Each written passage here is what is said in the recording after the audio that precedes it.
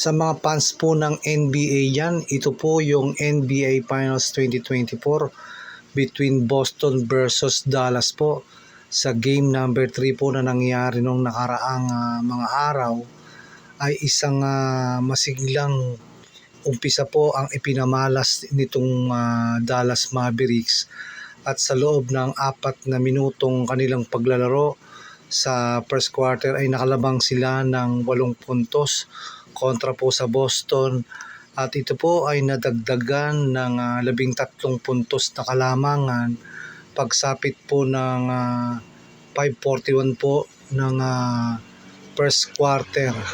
Subalit bago po matapos ang first quarter ay nakaabot po ang Boston at naging 3 puntos na lang po ang kalamangan ng Dallas sa pagtatapos po ng first quarter ng game number 3 po nila nitong mga nagdaang araw. At sa kalagitnaan po ng second quarter ng game number 3 po ng Boston at Dallas, lumamang na po ng 2 puntos ang Boston, at bago po matapos ang second quarter ay muling nakalamang po ng 2 puntos ito pong Dallas Mavericks.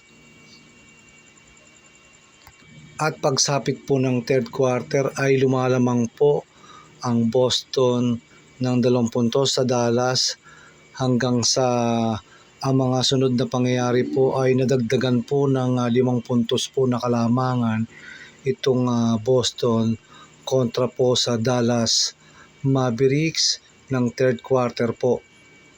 At sa kalagitnaan po ng third quarter ay naging 8 na po ang kalamangan ng Boston po sa Dallas, at hanggang sa last 2 minutes po ng third quarter ay 10 na po ang kalamangan ng Boston laban po dito sa Mavericks.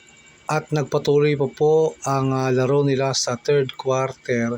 Sa huling segundo po ng mga oras na yon ay naging 15 po ang kalamangan ng Boston kontra po sa Dallas. Last 6 segundo na po natitira sa third quarter.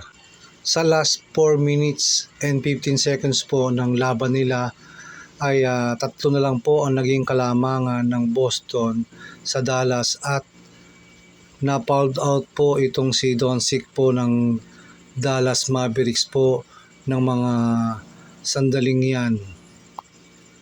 So matindi po ang palitan po ng score between Boston and Dallas Mavericks, at sa pagkakataon pong yan ay hindi na po talaga maawat ang mga players po ng Boston sa pagbuslo po ng maraming puntos, kaya sila po ay lumamang ng 6 na puntos. So lamang po ng 6 ang Boston Celtics po kontra sa Dallas Mavericks ng 6 na puntos sa last 1:57 po ng fourth quarter po ng game number 3. So matindi pa rin po ang ipinapakita ng Boston Celtics kontra po sa Dallas Mavericks.